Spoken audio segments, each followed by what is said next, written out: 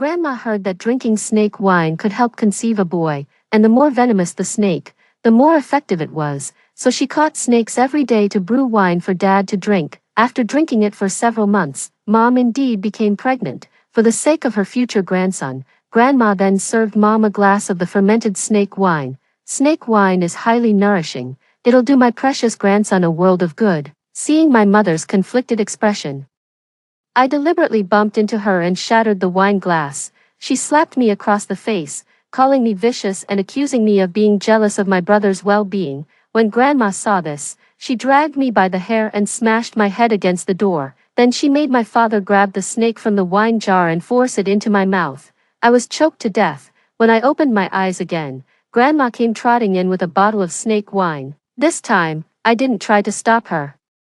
If she wants to drink, let her drink. If it kills her, so be it. This 10-year-aged brew really is something else.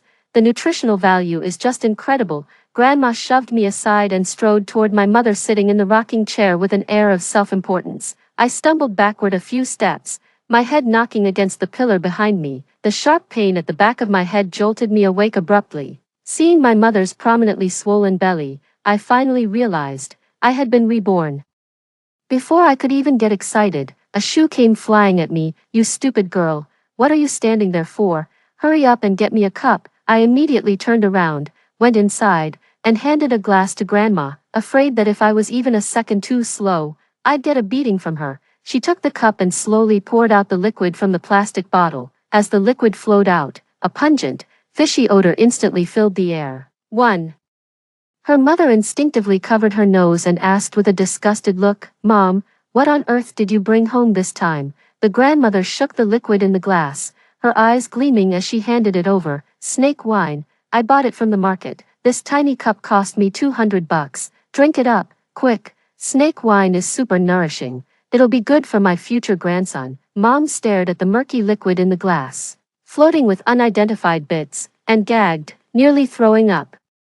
"Mom, pregnant women can't drink alcohol." Grandma frowned disapprovingly and said, "What nonsense. A little bit won't hurt. Besides, this isn't ordinary liquor. It's snake wine aged for 10 years, packed with nutritional benefits." Hearing it had been steeping for a decade, my father emerged from the room with eager eyes. "Mom, Susan's pregnant and can't drink. You might as well let me have it." He reached out to take it, but Grandma sharply slapped his hand away.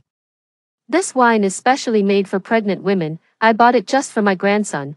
Why are you trying to take it? Isn't that whole pile in the room enough for you to drink?" Dad pulled his hand back, looking annoyed. I put on a greedy look and asked Grandma with pleading eyes, "Grandma, can I have a taste?" She shot me a dirty look and shoved me aside. "Shoo, what makes a little brat like you think you can snatch food from your brother? Know your place."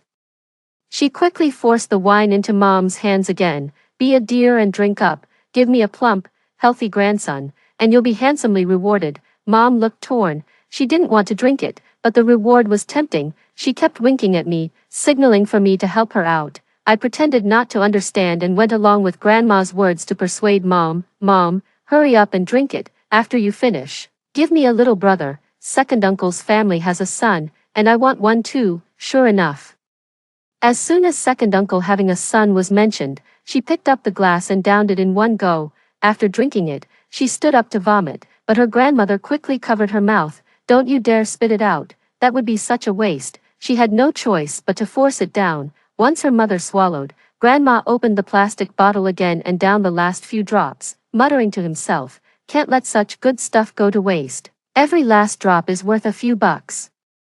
Since I didn't help Mom, and she didn't dare take it out on Dad, she ended up venting all her anger on me. Fuming, she grabbed a sickle and flung it down in front of me. "What, are you blind? Can't you see we're out of pigweed? Get your ass out there and cut some, and make it quick. Don't even think about coming back until you've got a whole cartload." I picked up the sickle and headed out. Before I'd even cut half the grass, my neighbor Nancy came rushing over to find me. "Ella, stop cutting the grass and hurry home. Something's happened to your mom." I agreed right away, but deep down, I felt a twisted sense of satisfaction. Karma sure works fast. By the time I trudged wearily back home, my mother had already fallen unconscious on the bed, with a pool of blood staining the floor. The clinic doctor stood by the bedside, shaking his head and sighing. "I'm afraid we can't save the baby. get her to the hospital, now. Grandma collapsed into a chair, weeping and wailing. My poor grandchild, how could this happen out of nowhere? My father stood off to the side, red-eyed and utterly dejected. As soon as I walked in, Grandma shot up from her seat and slapped me across the face. Where the hell have you been? Your brother is gone, and all you care about is having fun. I covered my cheek and stayed silent. I knew all too well that no matter what I said, I was in for a scolding from her. A slap is getting off easy. Nancy couldn't stand it and spoke up for me. Ella went to cut pig grass. She wasn't playing around. I had to go call her to come back. I thought Grandma would calm down after hearing Nancy's words, but instead she started yelling even more fiercely. She still deserves a beating. She knew her mother is pregnant with a baby brother and still didn't take proper care of her. Why run off to cut pig grass? What's more important, the pigs or her brother? Can't she tell the difference? Huh, the same old story. Nothing I do is ever right anyway. In this house, even the pigs in the pen are more important than me. No wonder in my past life, they beat me half to death just for breaking a glass of wine. In their eyes, I'm just a tool in the household. My only purpose is to serve them, and if I'm not convenient to use, it's always the tool's fault. Nancy didn't want to argue with her and quickly said to my dad, Susan still hasn't woken up. If we delay any longer, it could be dangerous. Call 120 and get her to the hospital now. Only then did my dad snap out of it. No, you can't do this. It's too late in the pregnancy for an abortion. Taking her to the hospital would just make us a laughingstock. Besides, I've already lost my first grandchild. Sending her to the hospital now would just be a waste of money.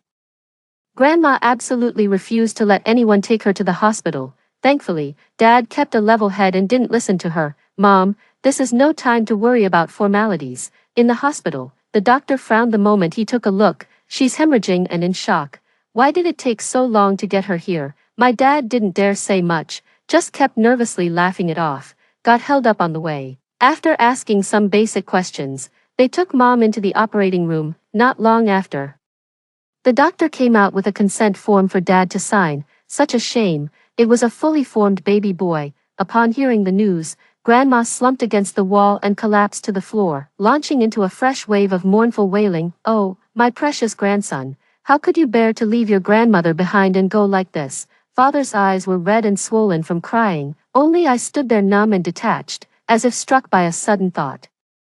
Grandma abruptly stood up and grabbed the doctor's arm, demanding to know the cause of my mother's miscarriage. The doctor replied with uncertainty in his voice, It appears the expectant mother consumed some prohibited foods. We'll need to run further tests to confirm the specifics. Upon hearing this, Grandma flew into a rage and charged at me, clawing and screaming. It was you were jealous of your brother. So you slipped something into your mother's food. I was framed worse than Doe. Just because I made lunch, I'm automatically the prime suspect. I'm not taking the blame for this. I shook her hand off sharply. My mom had no appetite today. She didn't eat anything at lunch except for that glass of snake wine, too. The doctor froze. What wine? I explained the matter calmly and in detail. This snake wine has been steeping for 10 years. My grandmother said it's packed with nutrients. Great for pregnant women and their babies. I specifically bought it for her.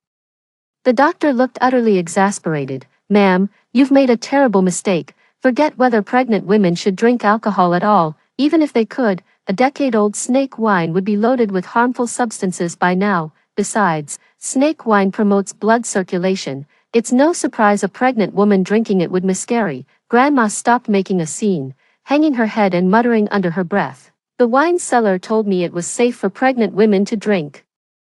That's the only reason I bought it. Dad also complained bitterly.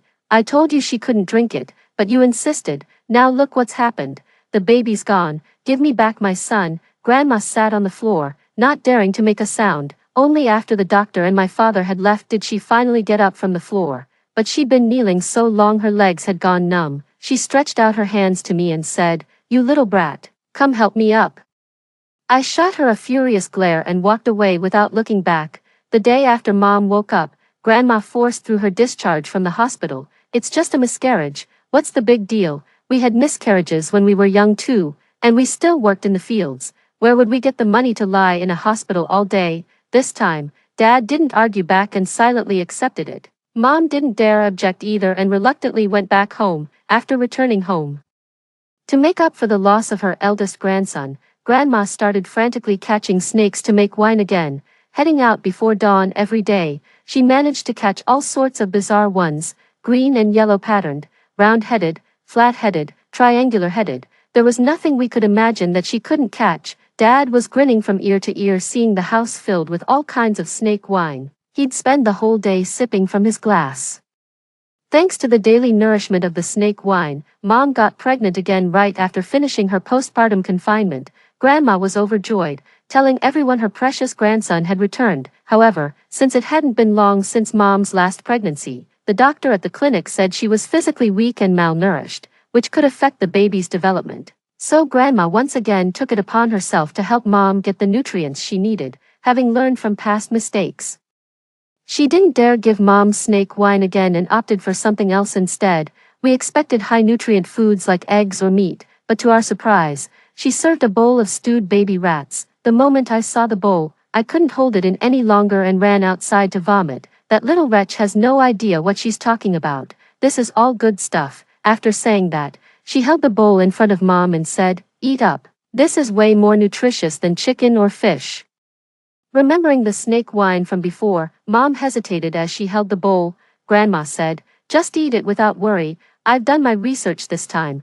Books say baby mice replenish blood and energy. They're not only nutritious but also fight aging and improve complexion." Only then did she start eating with relief. Over the next few months, Grandma kept finding new ways to boost Mom's nutrition. Stewed baby mice, cockroach soup, fried spiders, you name it.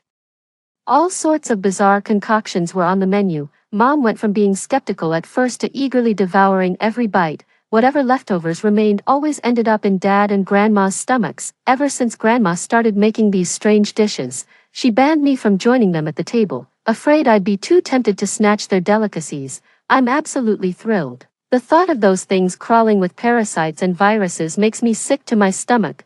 I wouldn't dream of eating them. Mom was nearing her due date and had grown tired of eating high-protein meals for months, so she asked Grandma for a change in diet. After thinking it over for a while, Grandma grabbed a bag and headed out. She rushed back just before lunchtime and tossed me a bag. "Go, quickly get a basin and deal with this." I cautiously opened the bag to find a dead snake inside. The memory of having a snake forced into my mouth in my past life was still vivid. I hunched my shoulders and said tremblingly, "I can't do it." Grandma lifted her leg and kicked me, shouting, "You useless brat. What else can you do besides eating? Get out, get out. Go cut some grass and stop cluttering up my sight." Without a word, I shouldered the basket and walked out. "Eat, eat, eat. It won't kill you." By the time I finished cutting the grass and got home, the house was already filled with the aroma of meat. A large pot was set up in the yard, and I leaned in to take a closer look. The snake in the pot was rolling in the boiling water, looking as if it had come back to life. My parents were already drooling with anticipation. After devouring it with gusto, their mouths were glistening with grease. I stood by, feeling utterly disgusted. Perhaps noticing my expression, Dad tossed the leftover snake tail toward me. "Look at you, drooling over my bowl like a starving mutt. Here, have a piece. Now scram. Why are you giving it to her? She doesn't deserve something this good." After licking the grease off her fingers, Mom picked up the snake tail beside me and tossed it into the pig pen. "Even the pigs deserve it more than she does." I let out a cold laugh. Right, I'm not worthy. Only you and my brother are." 3. She smiled with relief. "You got it right. Glad you know what's good for you." That evening, Grandma brought out a wine jar and tossed a small snake into it. Through the glass of the jar, I could see it was a silver-banded crite, one of the most venomous snakes in the country, also known as the sleep of death serpent. But I didn't warn him, letting her soak in it. This vat of wine is enough to keep her fed for years. She had just put the wine vat back in place when Dad rushed out of the house. "Mom, call 120 quick. Susan's going into labor." Grandma rushed to make the call. The ambulance didn't arrive until half an hour later. After they loaded my mom into the vehicle, the doctor asked, "Which one of you will accompany her for the delivery?" Only then did Grandma realize Dad was nowhere to be seen. She rushed back into the house to search, only to find her father lying on the floor in the room where the alcohol was stored. A wine glass had fallen beside his hand. Glancing up, she noticed he had already drunk several cups from the jar of wine infused with silver rings. She walked over and gave him a couple of pats. Ken, wake up, the ambulance is here, you need to go with Susan to the hospital for the delivery. My dad grunted but didn't respond. The paramedics outside started urging us to hurry. She found a blanket to cover him, then came out grumbling to my mom, Ken's had too much to drink. He's passed out cold. Let him sleep. Ella and I will go with you to the hospital. That very night, Mom went into labor. Grandma got her wish and held her first grandson. Naming him Xander, she was so overjoyed she was practically dancing. The next morning, after Xander had eaten his fill, Grandma finally remembered Dad back home. She rushed back eagerly to share the good news, only to find that Dad had passed away. He was gone for good. Based on the assessment, the time of death was around midnight last night. It was exactly the time when my younger brother was born. The cause of death was a sudden spike in blood pressure from consuming snake meat with excessive amounts of white liquor, leading to a fatal cerebral hemorrhage. Overnight, she gained a grandson but lost a son. My mother became a widow. I wonder if they have any regrets. Grandma held back her grief and arranged for the memorial altar to be set up, while I stayed at the hospital to take care of Mom and Xander. Grandma called specifically to remind me to keep it from my mom for now. Worried that she'd be too heartbroken to breastfeed Xander, looks like, between a grandson and a son, the grandson comes out on top, but why on earth should I cover for her? Recalling all that's happened across lifetimes, I wish them nothing but a hundredfold suffering. I deliberately let slip the news of Dad's passing to Mom. True to form, she couldn't stay put after hearing it, defying the doctor's orders. She took Xander and headed straight home, the moment she saw me. Grandma shot me a vicious glare, as if to say, you can't even handle such a small thing, just you wait. I glared back without hesitation, your son is dead. What do I have to fear from you? In the morning hall, Mom knelt to the side, holding Xander. Grown-ups wailed, children sobbed. A chorus of weeping swelled in waves. I knelt on the other side, straining to squeeze out a tear, but not a single drop came. My heart had long gone numb. After kneeling late into the night and seeing off the last of the guests, Grandma carried the leftover snake soup over to Mom. You should eat something, you haven't eaten all day. If this goes on, Xander won't have any milk to drink. Mom nodded and yelled at me sharply, Ella, get over here and hold your brother right now. I stood up, rubbed my sore knees, and reached out to take Xander. Hold it in, it's not the right time yet, after starving all day. The two of them didn't care that the soup had been sitting for days and quickly finished every last drop. Once they had eaten their fill, Mom took the baby brother inside to nurse him, while Grandma went into the side room to take a nap. Before leaving, she made sure to bring the pots and bowls over to me and said, don't even think about slacking off. After washing these, come right back and keep watch. I fought off the hunger pangs as I scrubbed and cleaned, but when it became unbearable, I'd grab a handful of raw rice to chew on. Once the hunger subsided, I obediently made my way to the straw mat by the morning hall to catch a quick nap. Just as the first light of dawn broke, a burst of cries and shouts came from Mom's room. Mom, come quick. What's wrong with Xander? Grandma rushed in with her clothes barely on, for one touch revealed a burning fever. My mom was pacing anxiously. There wasn't any fever medicine at home. She sobbed, should we take her to the hospital? Grandma glanced at the funeral hall and said, no, we can't miss Ken's funeral today. After a moment's thought, she pulled several thick garments from the closet and bundled Xander into them. This fever remedy has been passed down through generations. Just sweat it out and you'll be fine. Mom was skeptical, but with no other options at hand, she decided to give it a shot. To make it more effective, she added another quilt for him. Half an hour later, my mother's screams echoed through the house again. By then, Xander was already delirious with fever, convulsing uncontrollably and occasionally foaming at the mouth. Grandma was also badly shaken, and the two of them quickly arranged to take him to the hospital. After they left, people coming to offer condolences and help began to arrive one after another. Seeing that I was the only one there, they asked me where my family had gone. I looked innocent and said, I don't know. They disappeared after you all left last night. I have no idea where they went. After searching around and finding no trace of them, everyone sighed and went back home. It wasn't until evening that Mom and Grandma finally came back holding Xander. The moment she stepped inside, Grandma saw Dad's coffin still sitting there. She rushed over and demanded loudly, why is your father still here? Didn't anyone come to help? I replied, since none of you were here, people came but eventually left. You useless fool, You were right here. How could you not even keep a few people from leaving? She raised her hand to hit me, but I dodged lightly, and she lost her balance and fell to the ground. Oh, my son, look at this, you've only just left, and this little wretch is already stepping all over me. If your spirit is watching, punish her, take her away with you, having failed to hit me.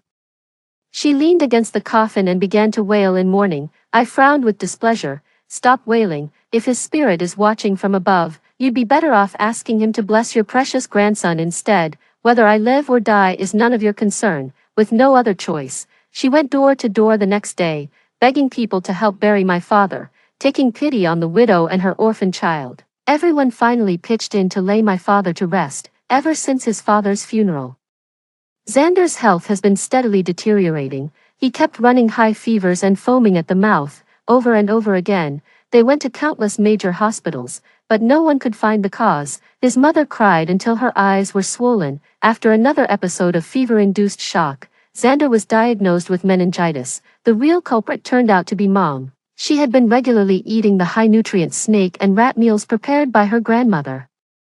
Eating these in moderation might have been fine, but ever since she first tried them, after hearing from Grandma that they could enhance beauty and complexion, she kept finding excuses to have Grandma make them for her, especially after Dad passed away. She became almost obsessed with these things. She throws a tantrum if she misses a single meal, even threatening her grandmother that she'll starve Xander to death if she doesn't get her way. Grandma had no choice but to give in to her demands. After overeating, the bacterial load reached a critical level, and she developed meningitis, though not a severe case, but it was Xander who ended up suffering the consequences. He was drinking toxic, germ-infested milk every single day. A child's constitution is fragile to begin with. Prolonged exposure inevitably takes its toll on the body. By the time we realized, it was already too late. The persistent high fever had long since damaged his brain. The doctors couldn't even guarantee he'd make it to adulthood, and even if he did, he'd live out his days in a state of mental incapacity. Upon hearing the doctor's prognosis, Grandma trembled with rage. Without a second thought for their hospital surroundings, she slapped Mother across the face, then grabbed her by the hair and slammed her head against the wall in a fit of fury. This is all your fault, you glutton. Your craving and eating have brought such misery upon my precious grandson. Mom didn't back down either, grabbing her hair in retaliation. You old hag, how dare you blame me? This is all your fault. You brought it home, you served it. You're the real culprit. The two of them started brawling right there in the hospital, drawing a crowd of onlookers who whipped out their phones to record the scene. I watched their spectacle with a scornful laugh. Both of them are to blame for this mess. They're equally responsible for the whole situation. I bet even my late father would be so furious seeing them like this that he'd rise from his grave. When spring arrived that year, Xander was about to turn 2, yet he still couldn't speak or walk, spending his days crawling around with a vacant stare, sometimes making a mess of the house with his waste. 5. Mom told me to clean up, but I pretended not to hear. I just didn't care. If the place stank, it stank. If everyone was going to be grossed out, so be it. Gradually, she grew tired of cleaning and stopped bothering. She started dressing up all fancy, putting on makeup at the crack of dawn, heading out, and coming back late at night only to wash up and crash. The whole village is gossiping that she reconnected with her old flame from before she married my father. When the rumors reached Grandma, she was so distraught that she wept day and night at my father's grave. She cried about her miserable fate, about Mom's unfaithfulness, about my poor brother's plight, and about my own uselessness. But even if she cried herself blind, it wouldn't change a thing. After the tears dried, I still had to face the reality of providing for the whole family's daily needs. The money my father earned during his lifetime had long been spent, and now we're entirely dependent on her savings to make ends meet. But her savings are nearly depleted too. We can't even afford to buy more formula now that Xander's supply has run out. She gazed at the room filled with wine jars and sank into deep thought. On market day, she hauled all her wine to the street, eagerly telling everyone she met, "This brew is packed with potent ingredients, guaranteed to help you bear a son." Passers-by were skeptical but curious. She went on to share the story of how my mother had given birth to 2 boys in a row. Many were tempted and started pulling out their money, saying they'd take some home to try. Before long, she had sold more than half of the liquor. With the money she earned, she bought formula for Xander, rice and cooking oil for the household, and for the very first time, She even bought me a stick of candied hawthorn. She carefully handed it to me and said, "Ella, this is your favorite candied hawthorn. Eat it quietly where no one can see, and make sure your little brother doesn't find out." It was the first time, in this life or any other, that she had ever thought of me when there was food to share. Her intentions were crystal clear. With Mom no longer reliable, I'd become the only person she and Xander can count on. But it's too late now. I took the candied hawthorn, then turned and tossed it into the pigsty. Belated affection is cheaper than weeds. Market day had come again, so she hauled out the leftover wine to sell. But before she could make her first sale, she landed herself in serious trouble, as it turned out. Very few people came to buy wine that day. There weren't even any onlookers. To pique people's curiosity, she deliberately brought out the bottle with the silver ring inside to show it off. Sure enough, the moment she brought out that bottle of wine, it drew a crowd of onlookers. Yielding to the crowd's eager demands, she uncorked it and let everyone take a whiff. But then some reckless fool not only sniffed it but also tried to dip his hand in for a taste. The instant his hand went in, a silver-ringed snake inside the bottle bit him. No one expected the snake that had been soaking in the jar for so long to still be alive. He collapsed on the spot. Everyone quickly called 120, but the town hospital was too small and had no antivenom serum. You won't believe it until you see it. Before they could get him to a major hospital, the man succumbed to his injuries. His family immediately called the police. Grandma's snake wine was confiscated, and she was sentenced to 5 years in prison.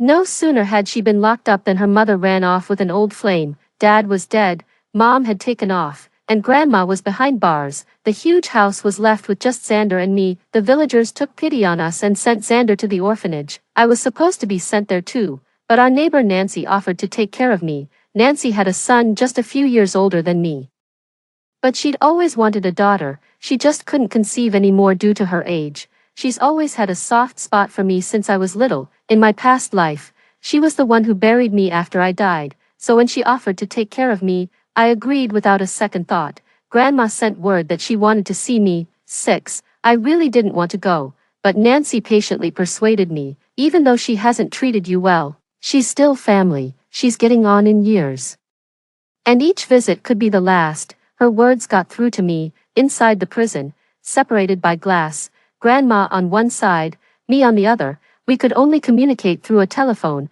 With trembling hands, she picked up the phone and immediately asked about her eldest grandson. "How is Xander? Is he doing all right? Do we still have enough formula at home?" She fired off questions one after another, while I responded with detached indifference. "He's fine." Grandma breathed a sigh of relief.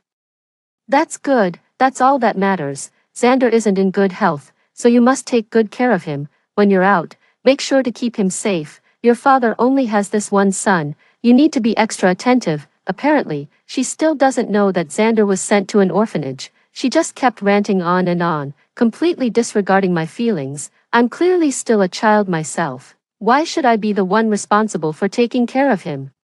Why should I be treated differently just because of who I am? I clenched my fists, waiting until she finished speaking before I slowly began to talk. "Sorry, but Xander is at the welfare center now. There's no way I can take care of him. Besides, even if I could, why on earth should I be the one to look after him? Because he's a boy, or because he stole all of your affection?" Grandma's face darkened with anger. "How could you say that? He's your own brother. You two are the only ones who share the same blood in this world. How can you be jealous of your own flesh and blood? I know you're upset, but Grandma is begging you, for the sake of this family, promise me you'll take good care of him." I was utterly disappointed. To this day, she hasn't acknowledged her mistake in the slightest. She even had the nerve to pin everything on me. I just said, "I can't do it," and hung up the phone. I saw her snarling and pounding on the glass, screaming in rage. I bet that's exactly what she cursed. "You little brat, just you wait, I'll show you what's coming when I get out." 3 years later, my long-lost mother suddenly returned, openly bringing along her old flame, Paul. Everyone knew exactly why she came back. The village is about to be demolished, and every household will receive housing and resettlement subsidies based on the number of family members. She came back for the housing and resettlement subsidies. The first thing she did after returning home was to bring Xander back from the welfare center. She claimed it was to spare him from hardship and insisted on taking care of him herself, but she made him suffer plenty when she was at home, too. After bringing Xander back, she went straight to Nancy's house and demanded that Nancy talk me into coming home. After all these years, Nancy treats me like her own daughter. How could she bear to send me back? She wouldn't let it go and declared, "Fine. Ella doesn't have to come back, but you'll have to give me 80,000. Consider it like I've sold her to your family." Furious, Nancy lashed out. Even a vicious tiger wouldn't harm its own cubs, yet here you are, shamelessly selling off your own daughter. Her mother retorted indifferently, "She's my daughter. I'll do as I please with her, just because I came from her womb. She thinks she has absolute authority over me. Does that give her the right to do whatever she wants to me? Do whatever you want, sell it off or destroy it." In the end, I chose to compromise on my own terms. Despite my strong reluctance, I still went back home with her. My fate is in my own hands, not hers. After returning home, she expected me to wait on them hand and foot, just like I did when my father was alive. But I'm no longer that timid, submissive girl I used to be. 7. If they don't cook, they'll just go hungry. It's not like they haven't gone without food before, they're used to it by now. If Xander isn't being supervised, let him throw a tantrum, he'll eventually wear himself out and calm down. She had no choice but to grumble and do it herself. As the compensation payout date approached, she felt victory was within her grasp. Not only did she get married to Paul, but she also openly moved him into our home. The two of them flirt and act all lovey-dovey every day, up all night, dead to the world all day. Seeing how confident they were, I was convinced they had me cornered again. Then one night, I overheard their conversation. Paul said, "We should get a good cut this time. Once the money and the house are ours, sell the property fast. We'll take the cash and move to the city. No one will bother us there." My mom hesitated for a few seconds. "Maybe we should bring Xander along this time. Even though he's not all there, he's still our son after all. I just can't bring myself to leave him behind." Paul immediately got worked up. Xander was nothing but a burden to them. "Why bring him? Do you have any idea how much it costs to raise someone like that? This little share won't even cover his expenses. Isn't there that good-for-nothing daughter of his? Just dump Xander on her. She'll have to take care of her own brother, no doubt about it. Besides, even if she refuses, the government won't just stand by and let him starve." I refused to believe that. My mom tried to say more, but Paul cut her off. "No more buts, it's settled. If we want another kid later, we can always just have one ourselves." At this point, Xander was completely cast aside. I secretly recorded all the conversations, then quietly went back to my room and lay down. Heaven has eyes. Free chips on the table, why not take them? The next day, just as I was contemplating how to take them down, my grandmother, who was in prison, suddenly came back. She was released early due to her advanced age and poor health. At that moment, Paul and his mom were still being all lovey-dovey at the dinner table. Given her usual temperament, I thought she'd at least have the guts to spit at them and kick them out, but I was wrong. She just breezed past them like nothing happened and went straight to Xander in the room, and just like that, we missed out on a real show. Clutching the chips in my hand, a sudden scheme came to mind. That evening, while the two of them were away, I took the recording to Grandma. After listening, a flicker of anger crossed her face before she retorted defiantly, "Do you really think I'm so senile that I'd fall for these cheap tricks? I don't believe a word of it. That spineless good-for-nothing mother of yours wouldn't dare challenge me even if you gave her 100 times the courage. Don't think I don't know what you're up to. You're putting on this show just to make me kick them out so you can have the property all to yourself, aren't you? Don't even dream about it. You won't get a single penny from me, even if I die." 8. I looked at her and said, "Believe it or not, I don't care. Just don't come crying to me when someone sells you out." Her eyes showed a hint of panic, but she still refused to admit it. "I think she's afraid that the grandson she's been longing for all these years might not even be from their family, afraid the matter would become public and cause embarrassment." I said nothing more, turned around, and went back to my room to sleep. I slept until daybreak and only pushed open the door when hunger got the better of me. In the kitchen outside, the family was chatting happily together, to everyone's surprise. Grandma actually took the initiative to persuade Mom to have another child with Paul, promising to raise the baby herself. She even said she'd transfer the family property to Mom if she gave birth to a son. Thinking the old lady had changed her ways, Mom kept nodding and made earnest promises to take good care of her in the future. But before that day ever came, both of them passed away. Grandma dug out her secretly stashed snake wine from who knows where, repeating the exact same line as always. Drink this, and you'll definitely have a boy. Having had 2 boys in a row, Mom was convinced. She drank it with Paul. Little did they know, Grandma had already spiked the wine with drugs. Drinking this would be certain death. Xander was also doomed. But in the end, Grandma couldn't bring herself to go through with it and spared his life. The police showed up at the house again. They took away not only Grandma but also their 2 bodies. Before leaving, Grandma handed me the property deed, as if finally acknowledging me as the sole bloodline of the family. However, she will never know. I am not part of Ken's family either. Xander, and the brother who didn't survive, are all Lance's children. None of those she cherished or scorned belonged to Ken's family. After she left, the house returned to its former state. Only Xander and I remained. I sold my house and placed Xander back in the welfare institution. With the money, I returned to school. After graduating from university, I secured a well-paying job and settled in the city. I went back to the village to bring Nancy's family to live with me in the city. The car passed by the village entrance, where a simple-minded man with a runny nose was playing in the mud with a group of children. Spotting the car, the man clapped his hands and chased after it. He kept running until the car disappeared around the corner. Only then did he stop. Story 2.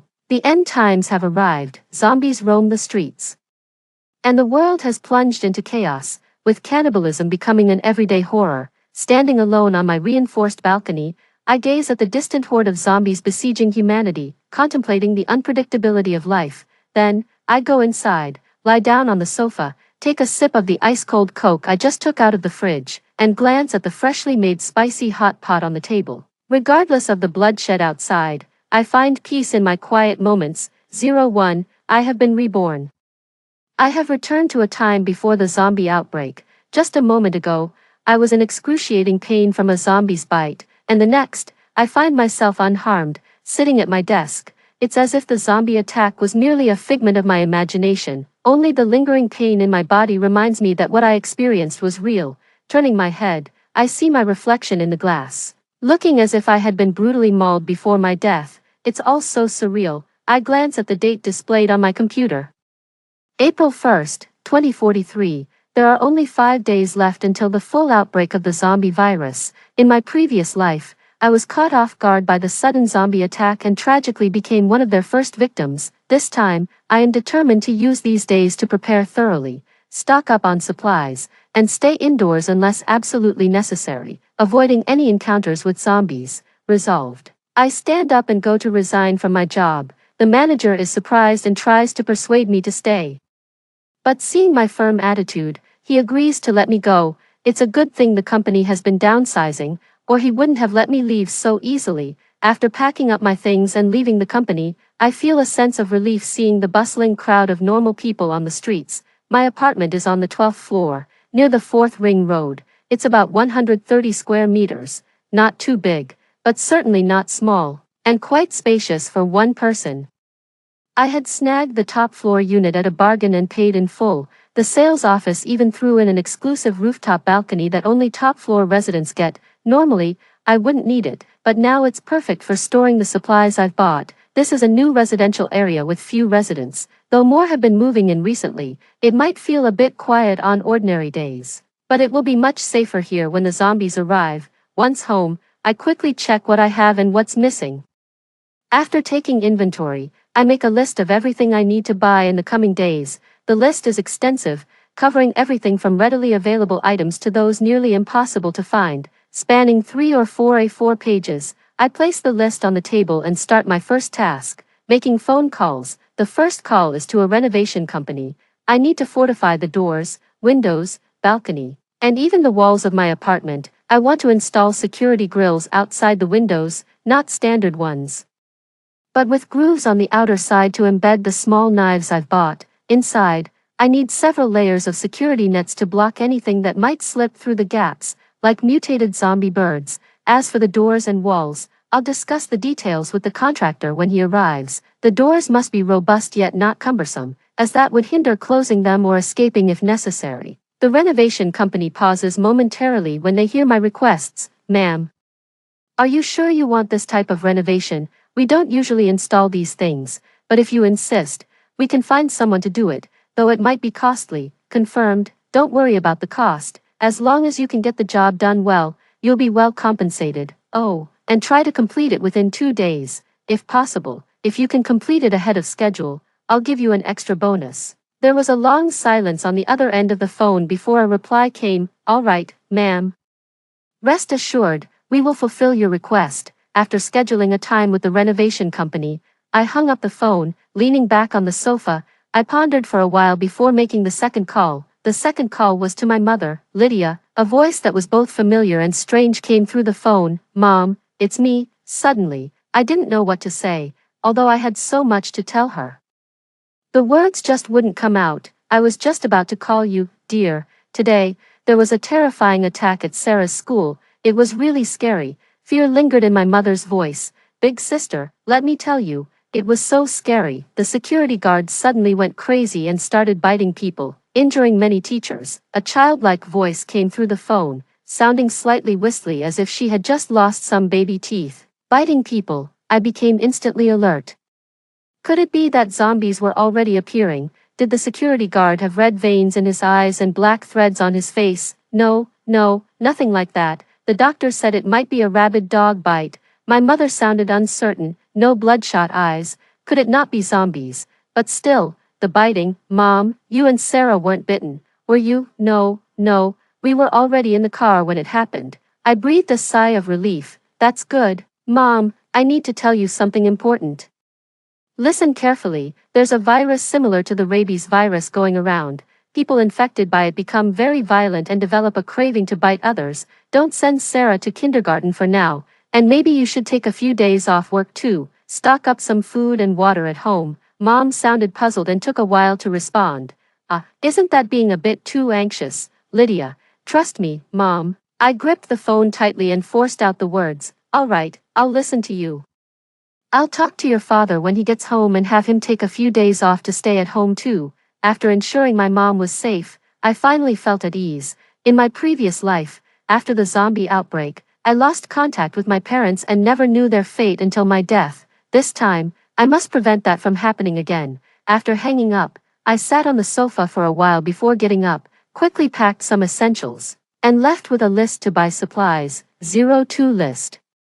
The second item on the list was to purchase a commercial generator, a commercial freezer, and gas cylinders. Shortly after the outbreak in my previous life, all utilities like water and gas were cut off. To prepare for this, I needed to be fully equipped. A generator would provide electricity, a commercial freezer would hold more supplies, and gas cylinders could replace natural gas. These items were not easy to find, though. I first drove to a nearby electronics supermarket, but after a round, I found that they only had residential fridges, the largest being double-doored. That wouldn't do.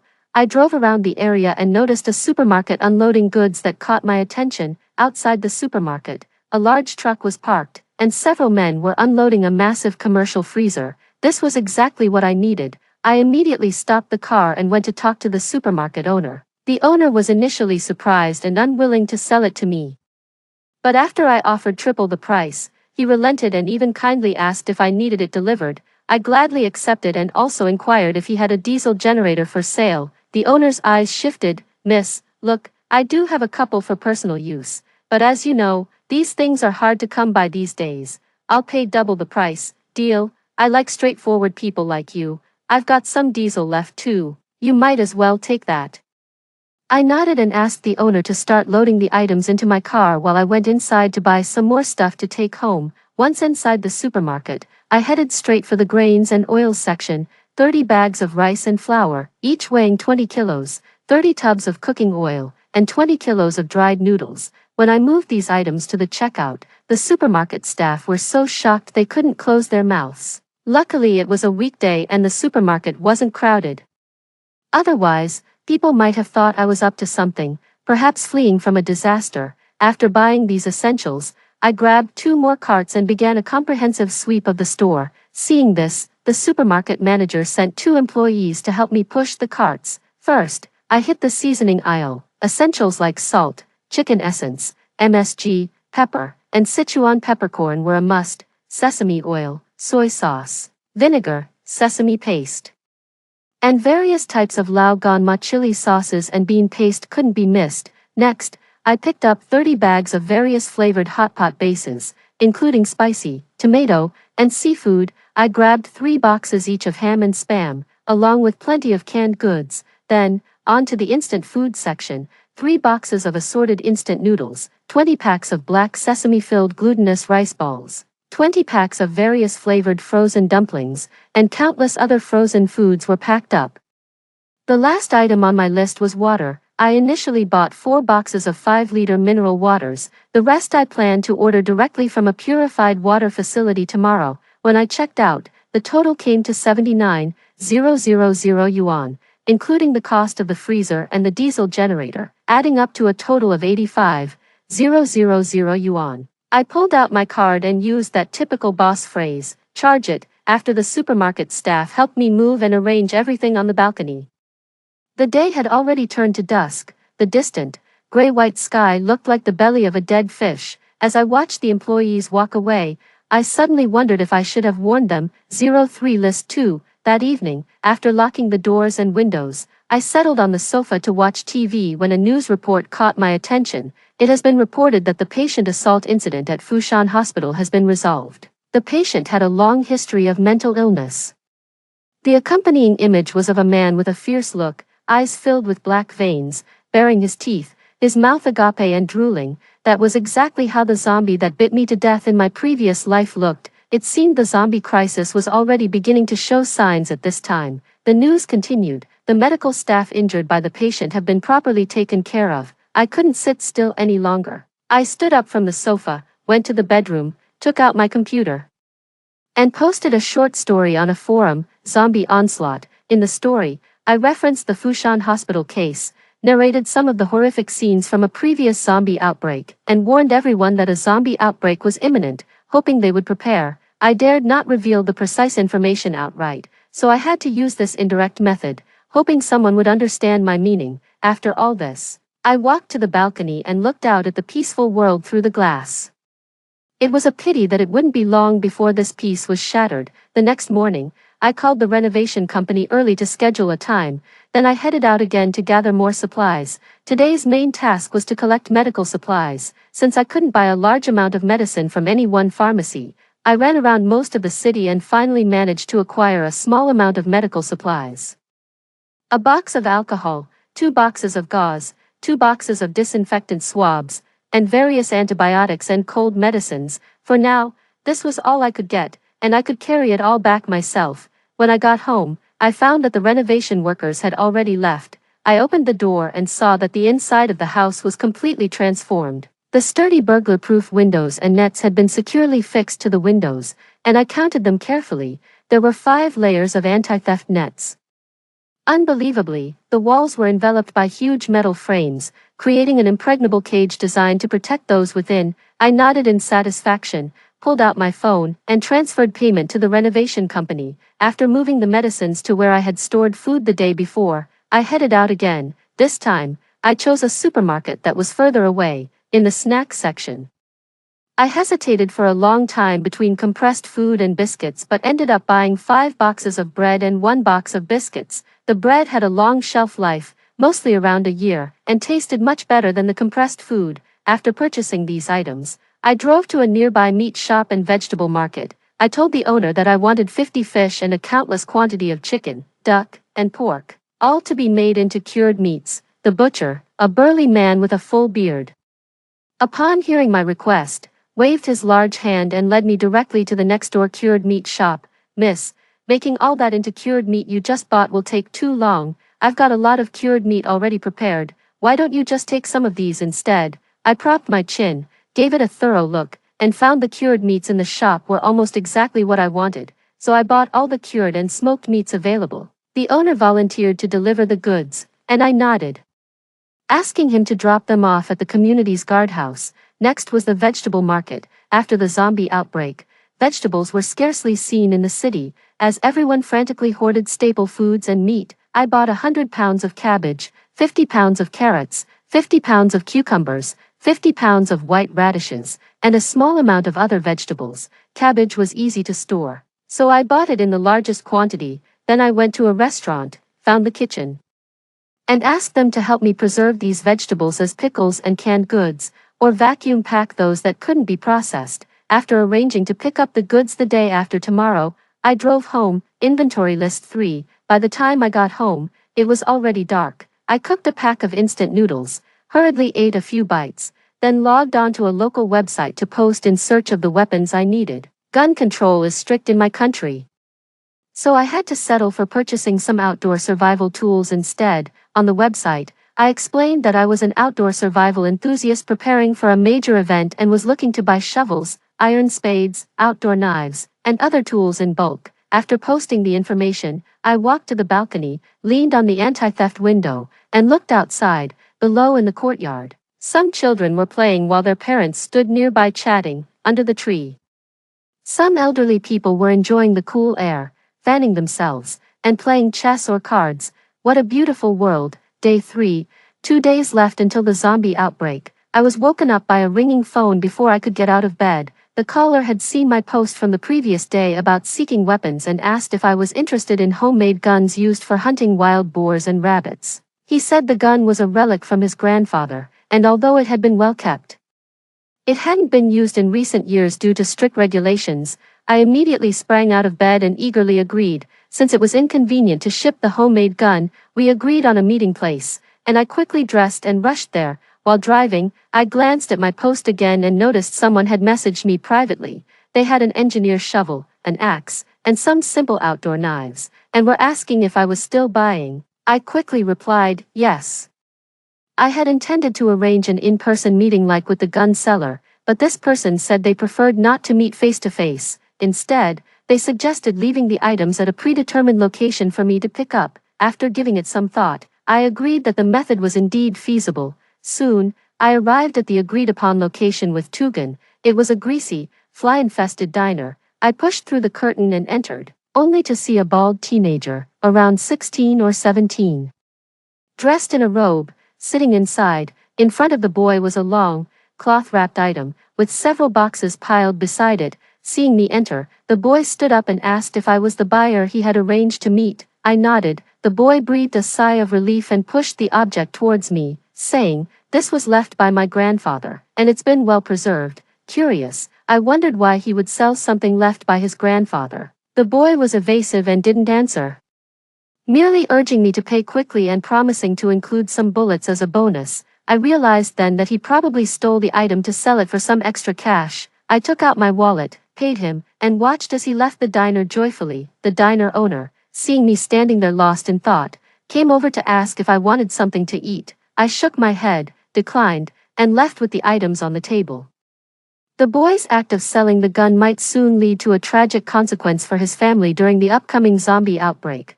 But I'm no saint. I needed that gun too. Sitting in the car, I took out my phone, arranged a meeting with another seller, and hit the road again. This seller had left the items at the front desk of a large market. When I arrived, I saw the counter piled high with boxes of various sizes. I thanked the girl at the desk and took my purchases home.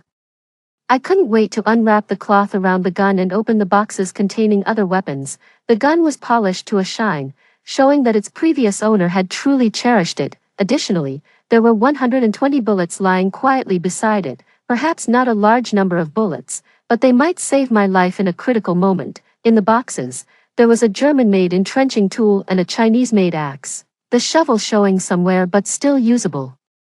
While the axe appeared brand new and very sharp, there were also some small knives, which I found could fit perfectly in my pocket for self-defense, to protect against both zombies and humans. After sorting these items, I finally had a chance to lay on the sofa and rest for a while. Suddenly, the phone rang again. It was the chef I had tasked with preparing sauces and canned goods yesterday. They informed me that everything was ready and asked if I should pick them up or if they should deliver them to me. After some thought, I decided to pick them up myself. Driving there, I also placed an order for 40 barrels of purified water at the water plant. Back and forth, it took quite a bit of time. By the time I got home again, it was already dark. After inventorying the supplies I had accumulated over the past few days, I found that I had nearly everything I needed. These supplies would be enough to sustain me at home for over a year. 05 signs. That night, as I turned on the TV and sat down on the sofa, an urgent news bulletin interrupted the broadcast. A severe assault had occurred on the Southern Highway. Inside a bus, a woman in her 70s suddenly became violent, attacking anyone in sight with immense strength despite her slow speed. Soon, all the passengers and the driver were injured, and with no one to control it, the bus crashed into the roadside, causing a severe accident. The TV anchor claimed it was due to the old lady contracting rabies, and the bitten passengers had been sent to the hospital for treatment. Only I knew that the old lady had turned into a zombie, causing her to act this way. Those who were bitten would soon turn into zombies themselves. Unless something unexpected happened, this hospital would be the first to fall. As I sat on the sofa lost in thought, a sudden, violent banging on the balcony window snapped me back to reality. I frowned and cautiously walked over, yanking the curtain open. I saw a red sparrow violently crashing into the glass. Upon closer inspection, I realized that the sparrow wasn't actually red, rather, its skin was so tattered from being gnawed that the fresh blood and exposed crimson flesh gave it a red appearance. It was a zombie bird. The thin glass couldn't withstand the relentless impacts from the zombie bird, and soon fine cracks began to appear. Fortunately, I had prepared in advance by installing a security mesh inside. Otherwise I might not have made it through the night safely. I observed for a while longer and then remembered that zombies are attracted to light sources. I quickly turned off the main lights in the living room. The light dimmed immediately. Deprived of its target, the zombie bird circled around for a while before flying away. Standing at the window, I looked out and saw the distant sky densely filled with circling birds. If things were as I suspected, these birds had mostly mutated. I drew the curtains and returned to the sofa to open my laptop and clicked on the story I had posted titled Zombie Attack. There were many comments below the story. Some accused me of sensationalizing to gain viewers, while others praised my foresight and mentioned they had already started stockpiling supplies. I added a few more points that I had thought of, including that zombies are attracted to light sources and to be wary of animals, especially small ones like rats and birds.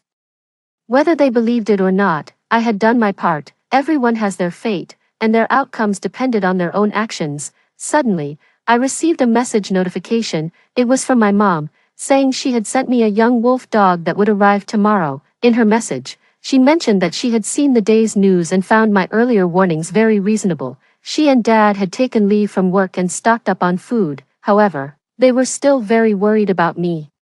So they sent a wolf dog to keep me company and for protection. Honestly, I was somewhat reluctant to take in the dog, fearing it might also turn into a zombie, making me its prey, but it was a gesture from my parents, so I decided to chain the dog and keep it in a cage upon its arrival tomorrow, and if it didn't turn into a zombie, I would let it out. After replying to my parents, I picked up my phone to browse some forums. Suddenly, a video caught my attention.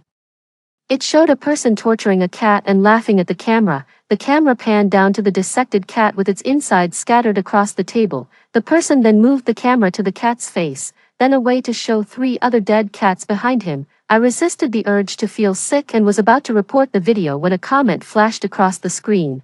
The cat dissected behind you has risen. The video ended there, and no one knew what became of that person. The mutation situation had become so severe today, and the signs of the apocalypse so evident. Tomorrow would only be worse. I walked back to the window and slightly pulled back the curtain. I wanted one last look at the world before it was destroyed. 06 mutation, day 4, morning. I had just woken up when my screen was flooded with news and messages. Apparently, last night, all the patients bitten by the old lady had mutated and turned violent, and the hospital had fallen. The news showed pictures of the hospital windows and doors splattered with blood and torn flesh. Netizens commented in droves, "This doesn't look like rabies, I'm from the future, and I declare these are zombies." The person above speaks the truth, "It does feel like it." Agreed. Will they run out? The comment above is hilarious. The hospital is surrounded by armed soldiers. Those guys would be riddled with bullets before they could even escape. This comment was pushed to the top as the hottest review, receiving over 140,000 likes. But as I read this comment, I couldn't feel at ease no matter what. Yesterday and today, the zombie virus only broke out on a small scale, but tomorrow, it will erupt in full force. By then, the scariest thing won't be those who have turned into zombies, but rather the people around you. It could be the partner lying in the same bed as you, or perhaps the comrade fighting alongside you. They could quietly mutate and then bite into your flesh when you least expect it, devouring you. The best way to avoid this situation is to stay away from crowds and be alone. My thoughts were interrupted by the sudden sound of the doorbell. I walked to the door and peeked through the peephole to see a delivery person. The delivery person was holding a large cage, which seemed to contain a live animal inside. I opened the door to sign for the package, and sure enough, it was the dog my mother had sent me. After the delivery person left, I didn't open the cage immediately. Instead, I just looked at it from the outside. The dog was small, probably only a few months old, but very lively. Seeing me looking at it, it tried to push its head towards the edge of the cage and made a noise. Very cute, if it doesn't mutate. Having such a little guy with me after the outbreak of the zombie virus would be quite nice. I had almost finished gathering supplies over the past few days, and today, I had only one last thing left to do: go out for one last meal, hot pot, barbecue, anything would do, as a sort of curtain raiser for the apocalypse. After eating and returning home, it was already noon. As I exited the elevator, I saw the hallway was filled with people, men, women, old, young. Had it not been for the big 12 at the entrance, I might have thought I was on the wrong floor. These people seemed to be moving in. A group was carrying brand new, expensive appliances into the apartment across from mine, while others carried bags filled with clothes or quilts into the apartment next to mine. Coincidentally, these two families were moving in at the same time. I quietly observed as I walked. The family next door consisted of 6 people, 2 elderly, a couple, and their son and daughter. This family seemed to favor the son over the daughter. The son was plump and stood aloof, while the daughter was small, thin, and dark-skinned, struggling with a bag several times her size. Despite this, the grandparents were still cursing the granddaughter under their breath. I shook my head internally. This was definitely not a family to associate with. The family across from me was a family of 3, a couple and their daughter. The couple smiled at everyone. The husband was scholarly, the wife gentle, and their daughter, very polite. Seeing me squeeze past, the wife smiled apologetically, asked the movers to pause their work until I reached my door, and then continued. I quickly entered my apartment and shut the door, catching a glimpse of the wife waving at me in a polite gesture. Relieved, I leaned against the door, surveyed the tightly sealed walls around me, and felt somewhat safer. Originally, only 2 households lived on the top floor, me and a couple.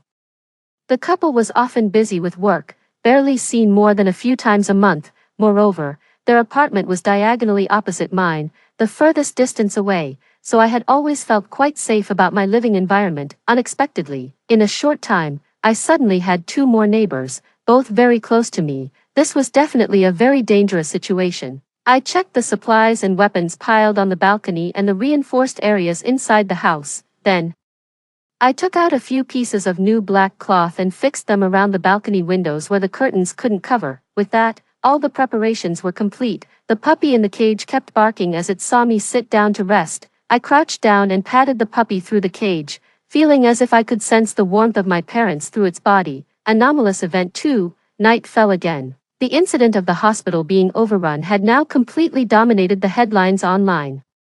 Opening any website, this news would inevitably top the list. The official response assured that the patients who had gone mad in the hospital were now under control, urging the public not to panic. The person delivering this message was a middle-aged man in a suit, with a firm expression and a resolute gaze, speaking emphatically, which naturally reassured listeners. However, I noticed the bandaged right hand resting on the table, slowly staining with a bite-shaped blood mark. A bite from a zombie doesn't heal. A harsh lesson humanity had learned after countless horrors in the previous zombie outbreak. Clearly, he had been bitten. Perhaps soon, this man, who urged everyone not to be afraid, would become a source of terror. I sighed, about to change the channel, when suddenly a knock at the door rang out. I picked up a small knife from the table, hid it in my sleeve, and tiptoed to the door to peek through the peephole.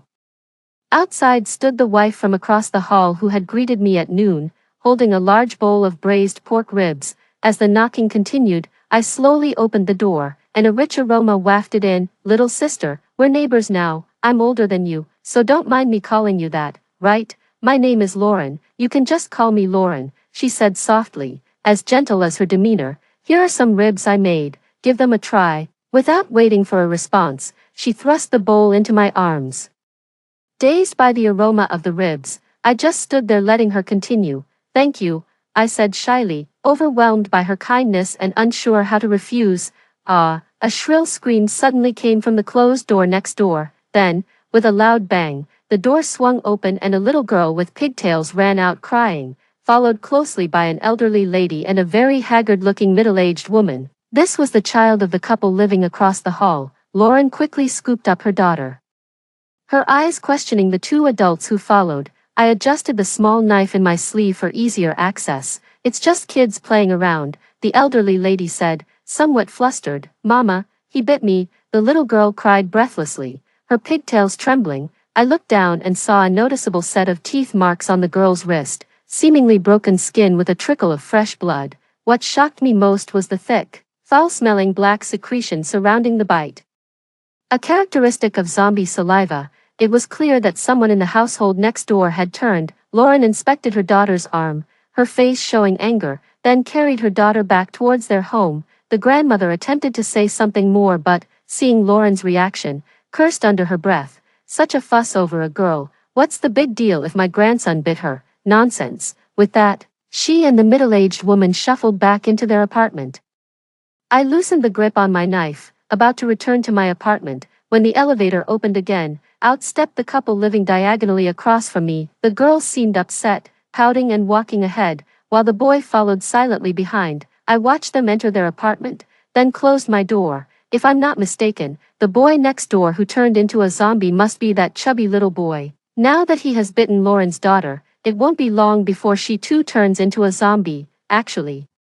When Lauren brought her daughter inside just now, I did think about warning her. However, I'm not that close to her, and I didn't feel the need to expose myself because of her situation. Their fate is now in their own hands. As the saying goes, everyone has their own destiny. All I can do now is to look out for myself. I took out the homemade gun hidden under the table and examined it carefully. This gun, along with all the supplies in the house, will be my greatest security. Maybe tonight.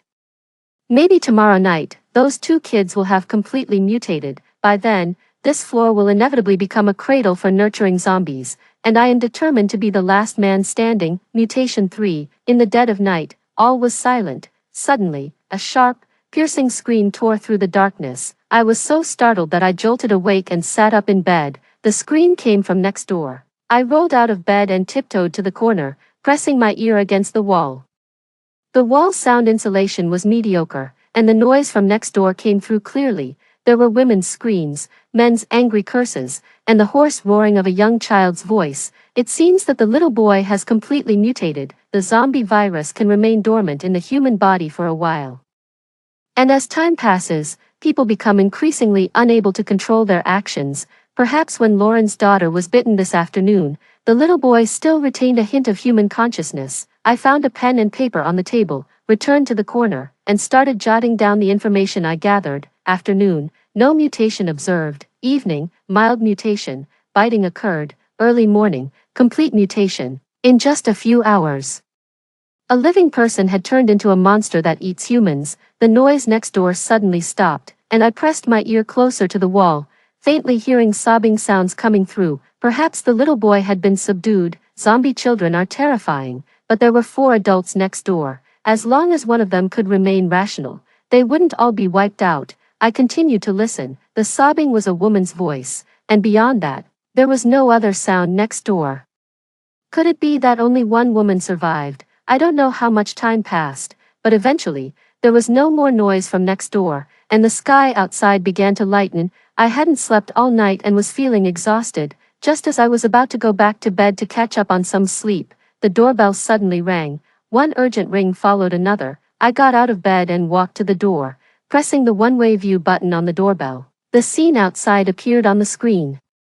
The haggard middle-aged woman next door was covered in blood, her body riddled with horrific bite marks, and in severe areas, chunks of flesh had been bitten off. She raised her trembling arms, tirelessly ringing the doorbell over and over. I didn't move, even though I knew the doorbell camera was one way and she couldn't see me. I still didn't dare move, afraid she would realize I was home. I also couldn't be sure whether she still retained any human consciousness. After a while, seeing that no one opened the door, she turned around and walked towards the couple's house next door. The doorbell rang again. This time, the door was quickly opened by the girl in the couple, who initially looked displeased, but upon seeing the severely injured woman, she immediately called her boyfriend over, and together they helped the woman inside. I watched them enter the house and lock the door before I continued with what I was doing.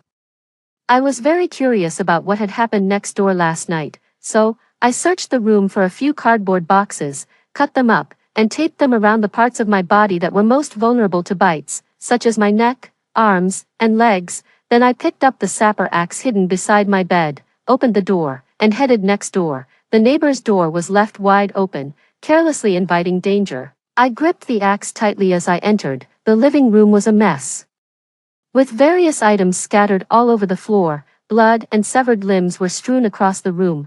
Blood was on the floor, the walls, and the furniture, and even a few splatters reached the ceiling. Behind the sofa lay a corpse at an angle. It was the old lady. She was covered in blood, her abdomen ripped open, and not a single part of her body was intact. I stepped over her and continued to explore. Suddenly, a sound of something hitting the tightly shut bedroom door next to the TV stand startled me. My nerves tensed instantly, and I quickly retreated towards the entrance.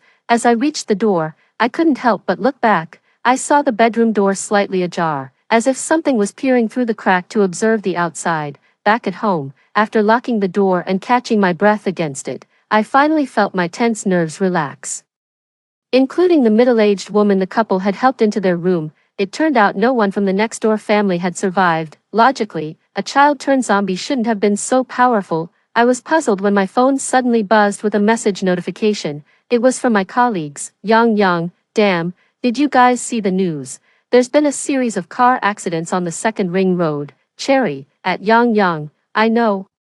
I heard it started when a passenger suddenly went berserk and bit the driver to death, even ate half his face. Wu Yong, do you guys remember the hospital incident that caused an uproar a few days ago?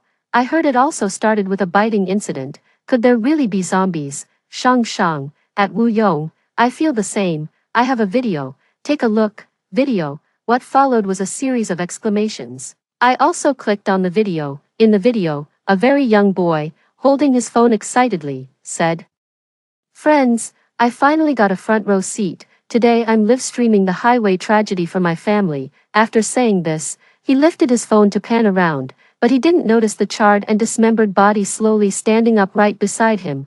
Then came a series of chilling screams and the screen went black. The video ended there. I sighed deeply and typed in the chat box, "Me, everyone, hurry to less crowded places." After closing the chat interface, I scrolled through my contacts to call my mom. Originally, I had thought about bringing my parents to live with me after the rebirth, but after much consideration, I gave up on the idea. Firstly, the distance between my parents and me was too great, involving long travel times. Secondly, the safety level here might not be as good as in the small county town where my parents lived. In a small county town with fewer people and more space, even if zombies appeared, their numbers wouldn't be too high. At worst, my parents could retreat to the countryside to stay safe, but here, in just one night, 6 zombies had appeared on my floor alone. The call went through quickly, but it wasn't my mom who answered. "Lydia," the voice was stern and forceful. "Dad, first, don't say anything. Dad wants to know how you knew about the zombie outbreak in advance and why you had Mom stock up on food. Dad, this matter is quite complicated. Let's discuss it when we meet. Take good care of yourself, Mom and Sarah, until things settle down here. Then I'll come to find you." On the other end of the phone, Dad took a deep breath. "Lydia, everything is fine on my end. Right now, the most important thing for you is to ensure your own safety." And then wait, Dad, the call suddenly cut off. I hurriedly redialed, but couldn't get through anymore. The signal was lost. I tried to connect to the internet using WeChat, but I couldn't establish a connection either. I stood there, stunned.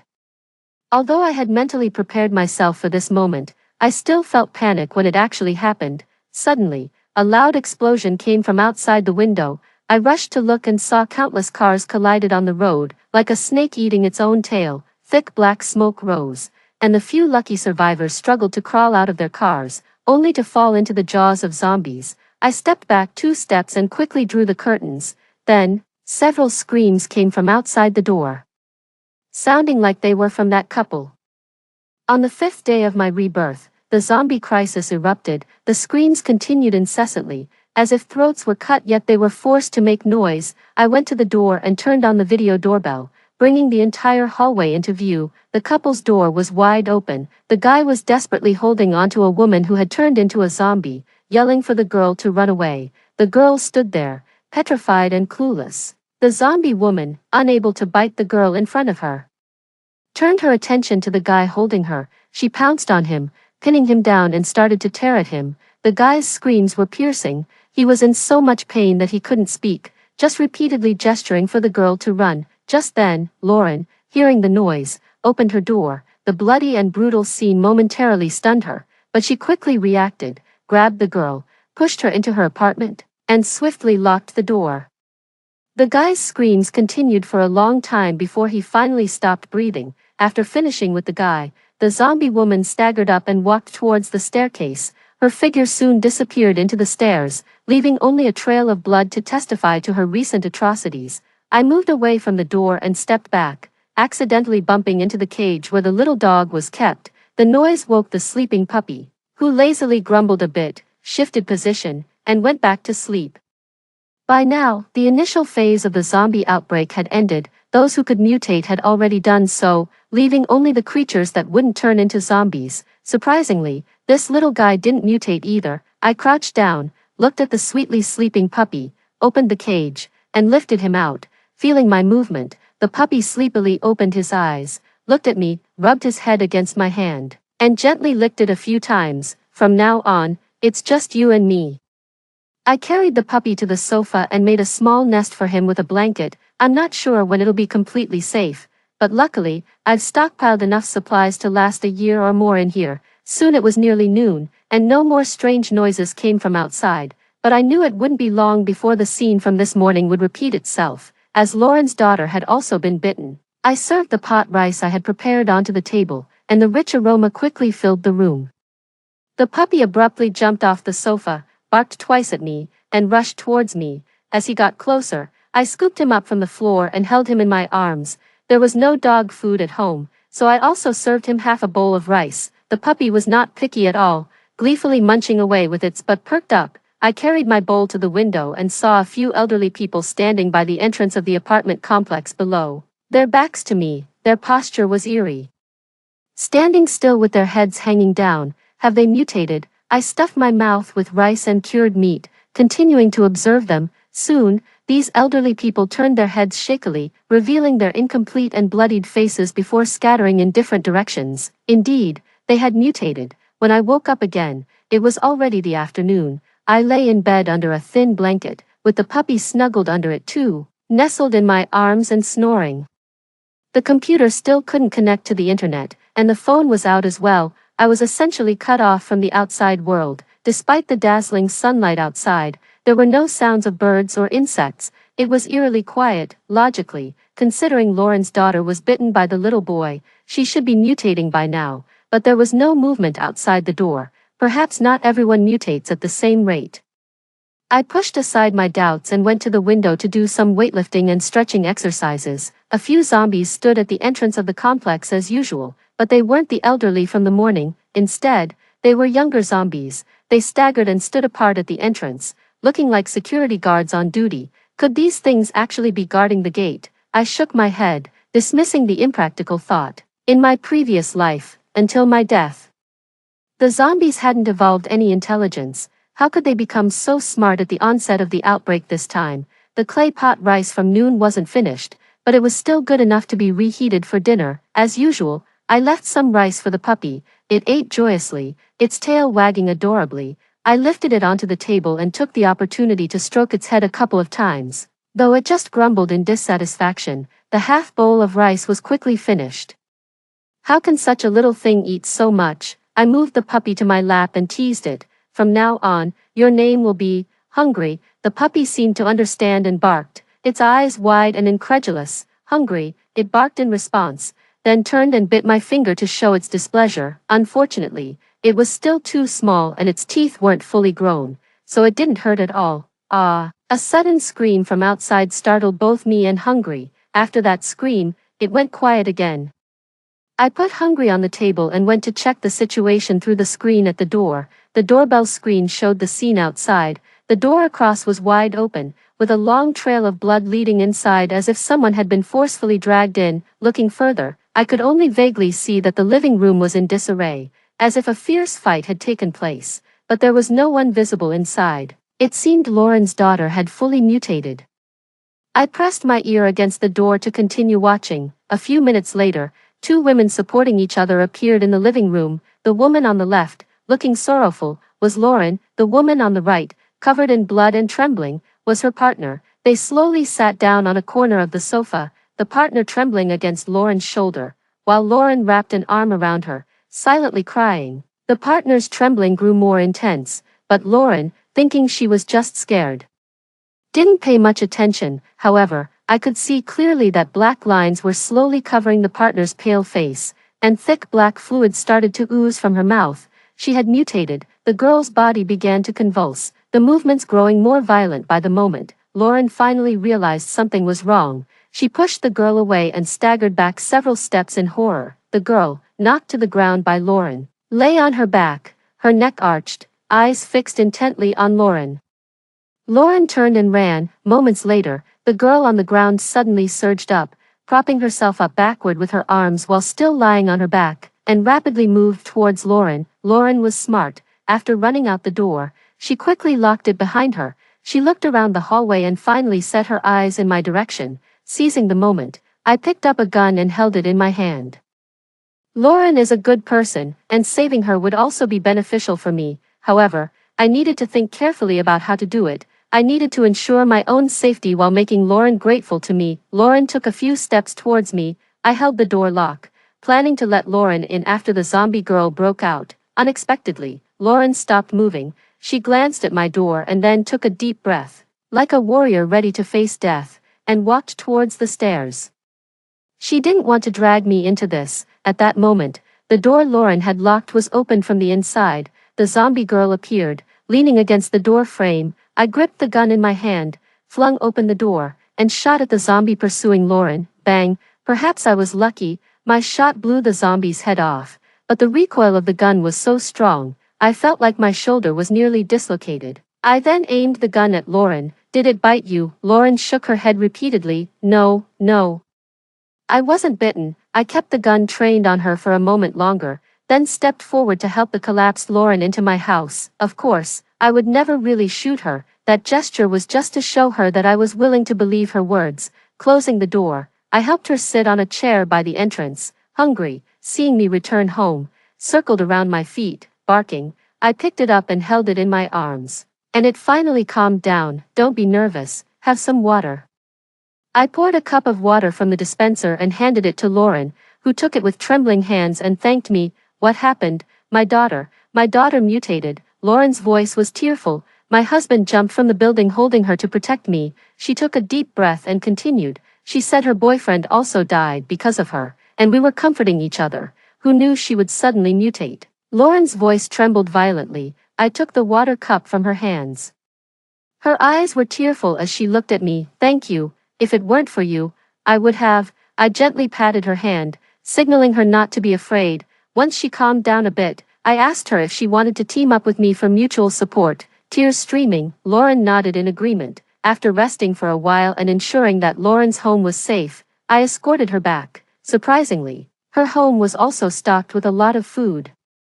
She said her husband had bought these after sensing something was off recently, and moving was also his idea, thinking a less populated area might be safer. But who knew? I had no choice but to comfort her again. When leaving, Lauren gave me a lot of medicine and food, which I couldn't refuse and had to carry back home. I settled on the sofa with Hungry in my arms, starting to organize on paper the various types of zombies I had encountered in recent days. Lauren. Hungry Lauren, don't worry about it, Lauren said with a determined look, nodding repeatedly as she insisted on bringing things into my house. Seeing her like this, I went along and shared my plan. Sis, why don't you move in? It would be great to live together. We could look out for each other. I had been thinking about this ever since I rescued her. Lauren is kind and tender-hearted. Having her as my companion is a blessing for me, even if I consider the worst-case scenario.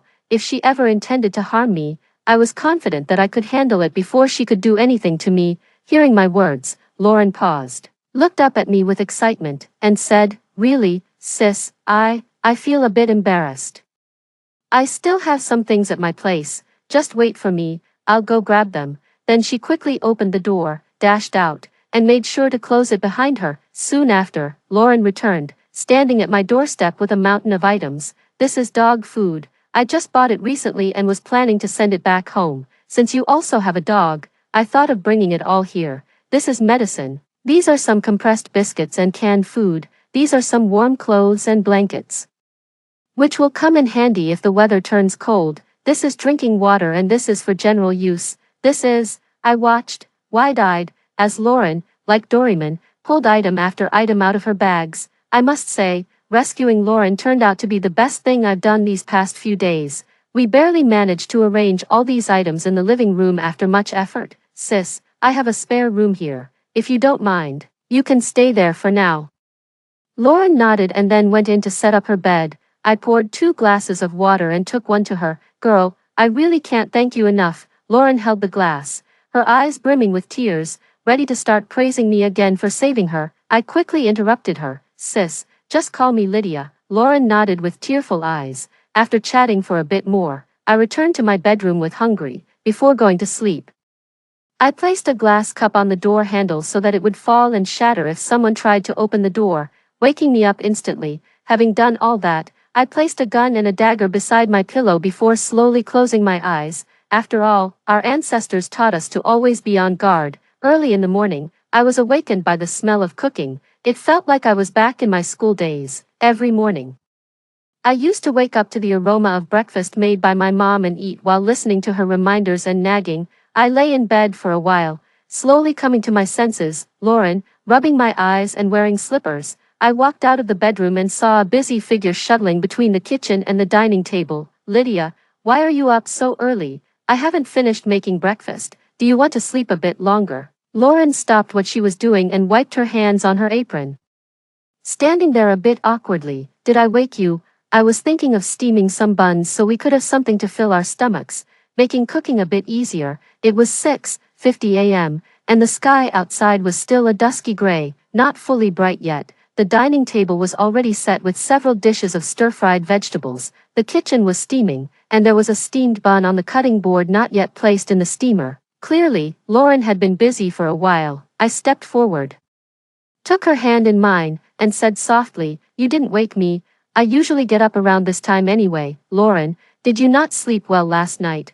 Why are you up so early?" Lauren patted my hand, which was holding hers. "I couldn't sleep much. My mind was all over the place. Plus, I'm used to waking up early to prepare breakfast for Xiao Xiao before she goes to school." She paused for a moment, then added, "Xiao Xiao is my daughter."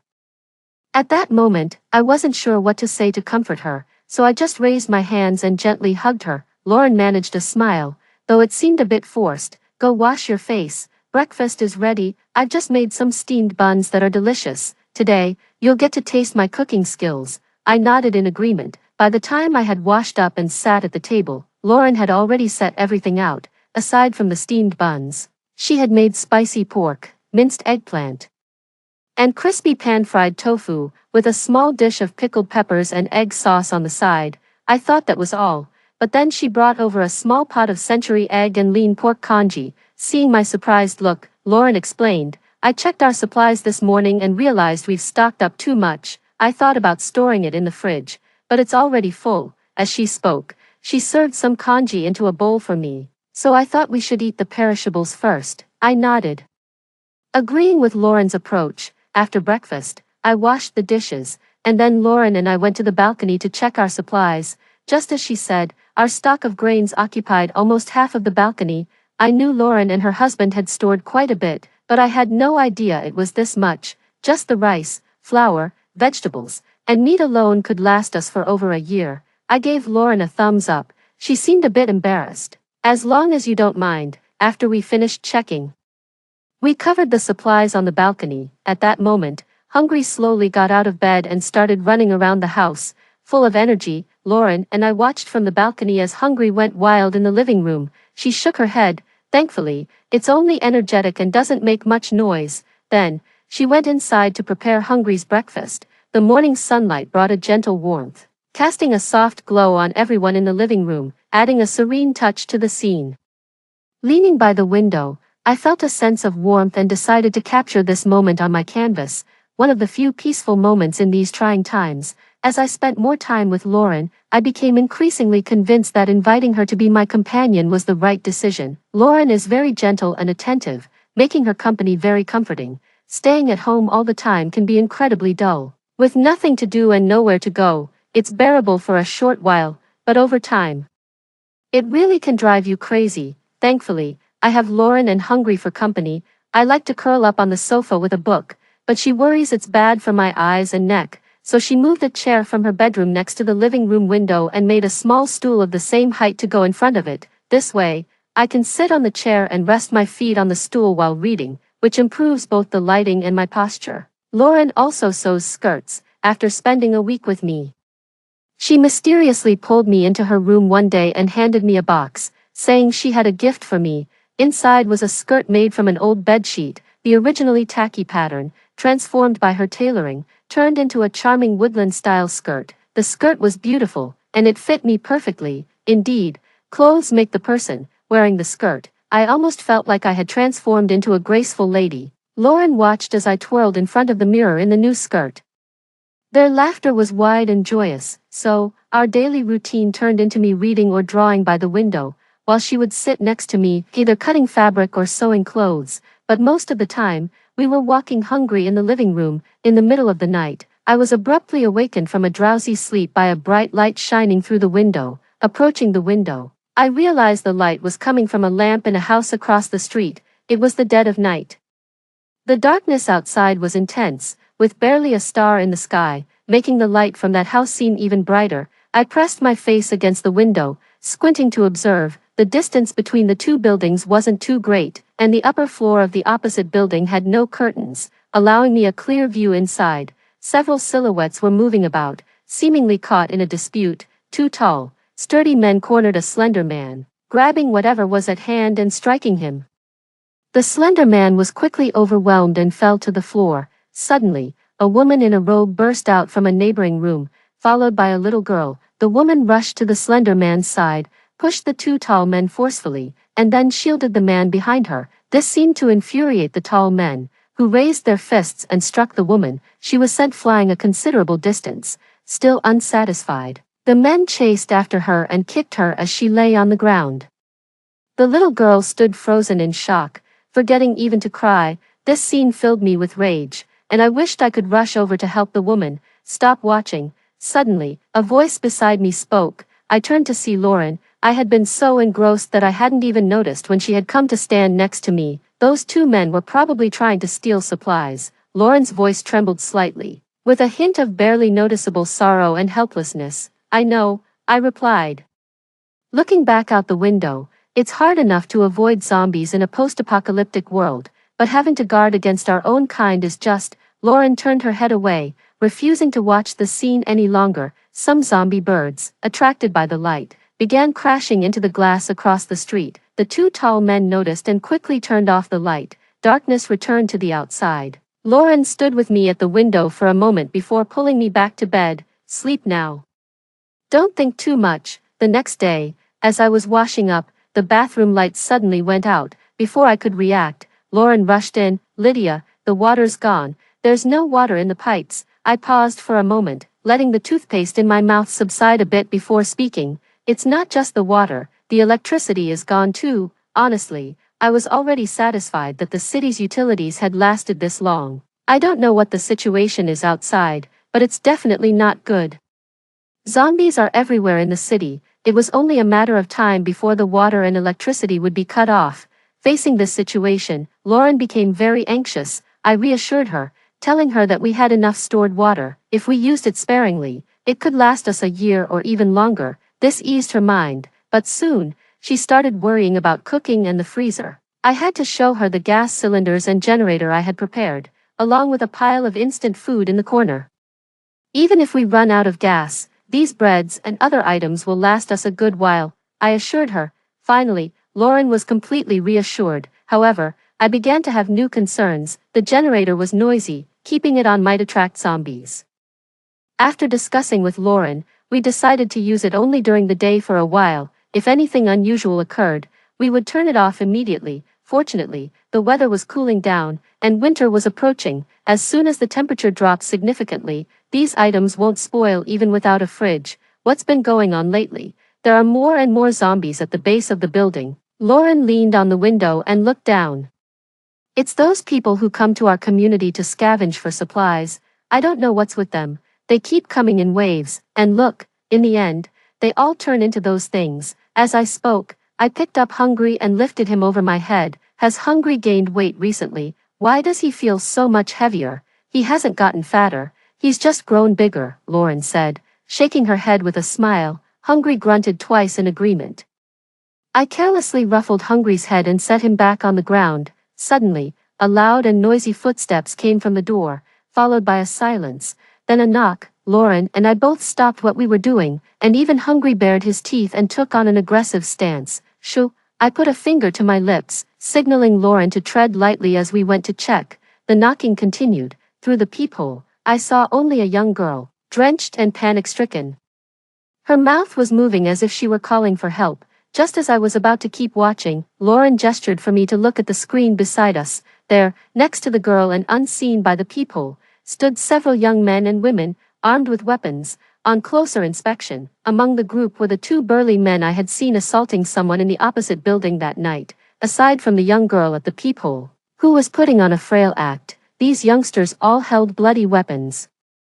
Their faces twisted with malevolent smiles, eyes gleaming with brutality. After knocking for a while, the girl turned to ask the leader, "It seems like no one's home here." A green-haired young man responded, "Maybe they were eaten by zombies. Look at the blood on the ground. TSK, TSK." The leader nodded in agreement, and the group turned and headed towards the staircase. Lauren sighed in relief and was about to turn away from the door when I grabbed her. "Don't move, look below."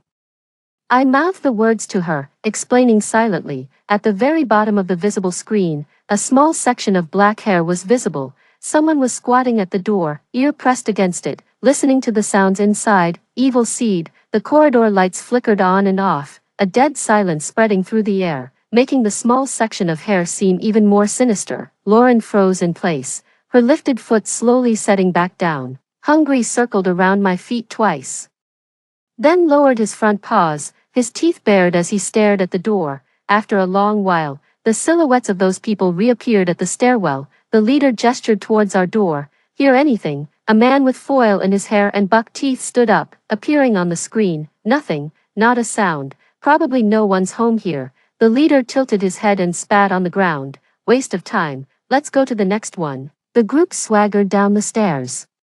The sound-activated lights in the hallway lit up and then went off. "Have they gone?" After a long time, Lauren asked me in a low voice. "They should have." I turned off the screen and secured the safety chain on the door. Lauren breathed a sigh of relief. "Good thing you're here. These people are too cunning." I walked to the window, pulled back the curtain, and looked down. These guys are no longer human. They are born evil, taking pleasure in hurting others. Previously, morals and laws could restrain them, but now with the social order disrupted, their wrongdoings have become even more brazen. Lauren opened her mouth to speak, but no words came out. "Now, I just hope that the old lady downstairs won't be tricked into opening the door." As usual, Lauren prepared dinner. She fried some chopped green onions and made a half pot of scallion oil noodles. The noodles, which she had made from scratch, were very chewy and satisfying. "What if the old lady opens the door?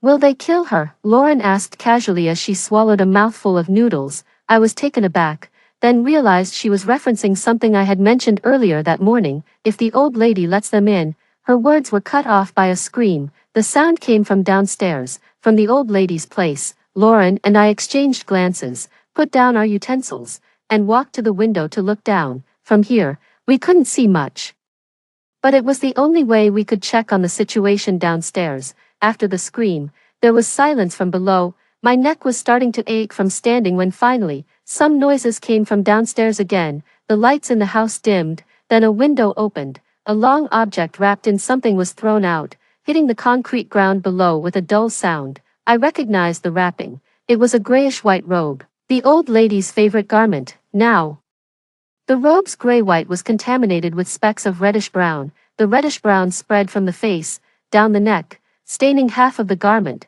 Lauren suddenly covered her mouth with her hand, and large, silent tears fell from her eyes. If the old lady had let them in, this would have been her fate, I murmured, finishing the thought I had not completed earlier. Lauren sniffled, gently patting my shoulder. I grasped her hand in return, then turned away from the window to leave. Just then, she suddenly grabbed me, her face showing terror, and whispered tremulously, "Look, what is that thing downstairs?" Following her gaze, I saw that next to the old lady's body, an enormous black shadow had appeared out of nowhere. The shadow was bizarre, humanoid but not quite human. Its head was small, about the size of a child's, but its body was massive and bloated. The black shadow moved to the old lady's corpse, seemed to sniff it, then quickly climbed up the wall on all fours. Heading upwards, I hurriedly turned off the only lamp in the living room that was on, and then returned to the window. The shadow stopped just outside our building, below the old lady's apartment. The window through which the body had been thrown was now closed, trapping the shadow outside. I thought it would give up, but then it did something unexpected. It slowly lifted its bloated body, and a hand-like appendage extended from underneath it. The hand knocked on the window below, very slowly. Someone cursed from inside, and the locked window was yanked open. The shadow darted inside. The sounds of fighting and screaming instantly broke the silence, but the battle didn't last long, just a few minutes, and then all was quiet downstairs again. The shadow climbed back out of the window. This time, it was covered in blood, as if it had been soaked in it. It lingered around the window for a while, then twisted around and started climbing towards our direction. I pulled Lauren down to crouch below the window, the height of which was just enough for us to hide. The knocking on the window started again, this time on our own window. Lauren and I dared not breathe, hiding silently. This creature was clearly a mutated zombie, far more powerful and capable than a regular one. The knocking on the window gradually lessened, until it disappeared. Lauren and I were squatting until our legs went numb before we slowly sat down against the corner of the wall. "It must have mutated," I said, trying to explain as I saw the panic on Lauren's face. Lauren shook her head and took a deep breath. "Did you see its face? It was the little boy who first bit my Xiao Xiao. I recognize him. He was still carrying his father's corpse on his back." I opened my mouth to respond but found myself speechless. Neither of us continued speaking, and we just sat there, huddled together until dawn. After pondering all night, I decided to move the supplies from the balcony inside the house, leaving only a generator on the balcony. That way, even if the noise from the generator attracted zombies, they would only be able to linger on the balcony. After discussing it with Lauren, we both agreed on the plan. Moving the supplies was exhausting. We were both so tired we could barely stand straight. It wasn't until sunset that we managed to get some basic supplies moved inside. There were some less important items left on the balcony, which we planned to move the next day. The next day, after moving the remaining items from yesterday back inside, only the generator was left on the balcony. Most of the ice in the freezer had melted into water, making it urgent to power the freezer. We moved the generator to the edge of the balcony and turned it on. The loud rumbling sound filled the air as it started working. 21 notification. The weather was getting colder. Thankfully Lauren had brought some thick clothes to keep warm. It had been 4 months since we last encountered the mutated zombie creature. During these 4 months, life with Lauren had gradually become more peaceful. We hadn't seen any more brutal collectors like that night, nor had we seen the mutated creature from the boy next door. Occasionally, a few zombies still gathered at the base of our building. They would loiter at the entrance of our complex in small groups. When no humans were in sight, their movements were slow, but if they encountered a living, breathing person, they would spring into action, ferociously tearing the person apart. I had seen such scenes countless times over these months. At first, they made me angry and scared, but as they became more frequent, I grew accustomed to them. Food was getting scarcer, and the diesel for the generator was nearly depleted. I began to wonder how much longer we could continue to survive like this. The only thing that kept me going was the hope of government rescue, even though I knew the government might not even be aware that in some corner of this city, 2 people were still hiding. Hungry had grown much larger and no longer resembled the cute and naive creature of its youth, standing there now like a formidable beast. But its personality remained the same as when it was younger, clingy and affectionate. Occasionally, I would turn on my phone, silently praying for a network signal to contact the outside world. Unfortunately, it never happened. That day, after eating the fried sauce noodles Lauren made, I sat on the carpet as usual and turned on my phone, when I saw a few bars of signal suddenly appear in the upper left corner. I thought it was a hallucination from being too fixated. Lauren, come quick. I shouted excitedly, calling Lauren over to see it with me. Lauren got up from beside Hungry and jogged over to me. What's up? I showed her my phone. There's a network, Lauren, there's a network. Lauren was also very excited. I tried to contain my excitement and was about to make a call when a notification suddenly popped up. The government has established several safe bases in the capital and on the borders. All survivors are urged to contact us. And the military will be dispatched for rescue. I read the message over and over, my voice trembling more with each repetition, my emotions escalating. We had been waiting, we were going to be rescued. I opened the news to look for contact information, but then I saw when the message had been pushed, it was over 4 months ago. The comments below and the official replies were mostly from months ago, the most recent one being 2 months prior, and this comment had not received an official response. Too much time had passed, perhaps our city has been abandoned. I froze for a moment but still wrote down our city's name in the comments section of a post and sent our exact location via a direct message on the official back end. Even without a response, I still felt a glimmer of hope. After doing all this, I closed the news interface and opened my contacts. I planned to call my parents. Unfortunately, no one answered on the other end. I tried a few more times, but the result was the same. Seeing my distressed expression, Lauren gently put her arm around my shoulder. We have a network connection here, but that might not be the case where your parents are. Don't worry, I'm sure they're fine. I nodded. Let's see what the situation outside has turned into. I opened the forum and to my surprise, the post I had written earlier was now at the top of the list, with over 100,000 replies and comments. Besides that, many new record posts had been added to the forum. I casually scrolled up but accidentally clicked into a video with a black cover. Notification 22. The video showed a man filming himself. He stood by a window, with cold wind howling outside, overlooking what used to be a bustling street. The man looked terrified, his voice trembling uncontrollably. My wife and child have mutated. They've turned into zombies. I don't know what to do.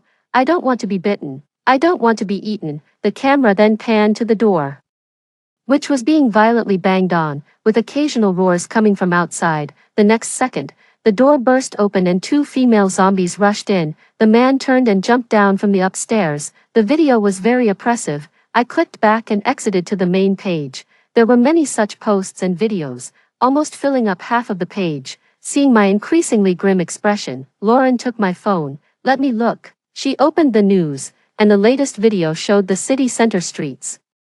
The vehicles were almost all wrecked, as if a severe accident had happened. Smoke, bloodstains, and trash littered the street, turning this once bustling place into a terrifying ghost street. Let's check something else. Lauren struggled to keep her composure and tried to click on the next news item, but the screen showed that the network was disconnected. She didn't give up and tried repeatedly. Stop trying, there's no network. I suddenly felt a bit desperate. Even if we survive this period, how? The world is no longer the one we knew. Hungry came over and stuffed his large body into my arms, licking my face a few times. Sis, what should we do?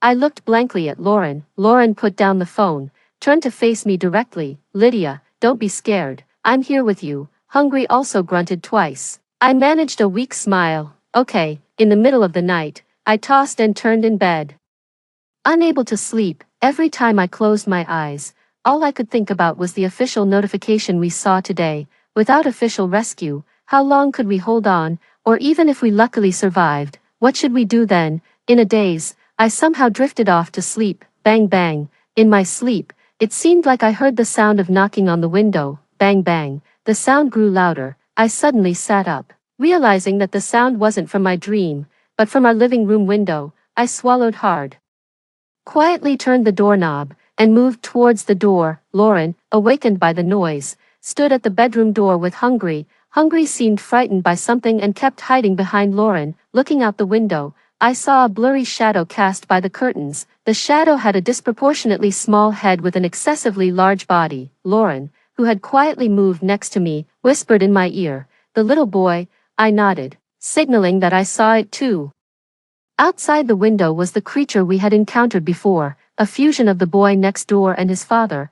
I had thought that as long as we kept the windows closed, it wouldn't be able to get in, especially since my window was equipped with security grills and a mesh, but the creature seemed to have grown intelligent. It reached out with its hands hidden beneath its body, grabbed the security bars, and with a forceful lift, pulled them down. Let's go, without hesitation.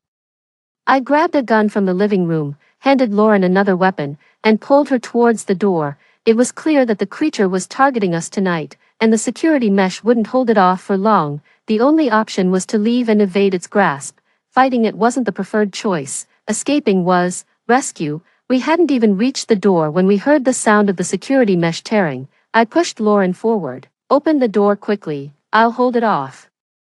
Lauren hesitated but followed my command, quickly unlocking the security chain and opening the door. In that brief moment, the creature had already smashed through the glass and leaped inside. The living room was dark, lit only by the faint moonlight, which barely allowed us to see its form. The head was unmistakably that of the little boy next door, though his face was swollen and decaying. Looking further, I realized the boy's body was fused with his father's, their bodies tightly joined.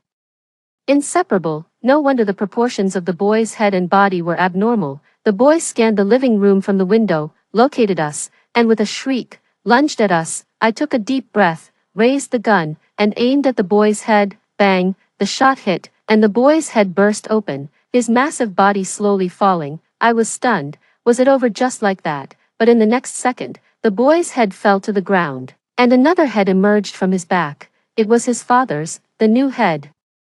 With a twisted face, climbed to the top. Under the control of this new head, the enormous body on the ground slowly rose again. Lauren called from the doorway. What are you waiting for, Lydia? Let's go. It was too late to shoot again, so I hurriedly followed Lauren out the door and down the corridor. The boy's father was hot on our heels. He was incredibly fast, almost reaching the back of my head in no time. I felt a gust of wind at the back of my head and instinctively ducked and rolled down the stairs. Enduring the pain, I looked back to see the boy's father's claws deeply embedded in the floor where I had just been. A second's hesitation would have been fatal. Struggling to my feet, I limped down the stairs. Lauren waited for me at the bottom, quickly coming over to help me. I'll carry you, she offered, about to crouch down. I quickly stopped her. I'm fine, let's just keep moving. Just then, Hungry suddenly leaped forward, baring his teeth and charging past us towards the creature. I turned to see the boy's father catching up, now entangled in a fight with Hungry. I yelled desperately, Hungry, come back. Hungry ignored me, clamping his jaws tightly around the boy's father and refusing to let go. Lauren pulled me, urging me downstairs. Let's go. Reluctantly, I continued to run with Lauren, before turning a corner. I looked back to see the boy's father had thrown Hungry off his back and bitten into Hungry's neck. Reaching the bottom of the stairs, both of us were nearly out of energy. There was no sound behind us. It seemed the boy's father hadn't followed. Lauren and I supported each other as we walked out of the building, looking to find a corner to catch our breath. No sooner had we stepped out than we heard the sound of shattering glass above us. I quickly pulled Lauren back several steps. And in the next moment, countless shards of glass rained down upon us. Following that, a little boy's father leapt down from the building above. Despair engulfed me in an instant.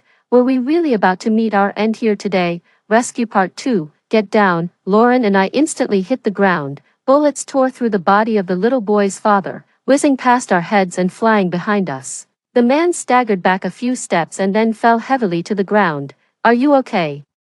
A pair of hands clad in black gloves reached out to me. Looking up, I saw a figure dressed in military uniform, exuding authority. I'm fine, thank you. I took his hand and he helped me up. Then I turned to pull Lauren to her feet. Let's go. The soldier nodded to us, signaling us to follow him. I paused. Where are we going? To a safe base. On the vehicle, Lauren and I sat together, feeling somewhat cramped. Everything felt too coincidental, almost unbelievable. Had we really been rescued just like that? The driver, sensing our confusion, spoke up. You're Lydia, right? I nodded, curious how we knew you were here. I nodded again. Well, you can thank your parents for that. For over half a year, they've been pleading with our leaders to rescue you. I was stunned. My parents, they're at the base too, of course. They were among the first to be rescued. You might not be aware, but this city was the first to fall and had the worst outbreak of zombies. No one believed there were still survivors here. If it weren't for your parents' persistence,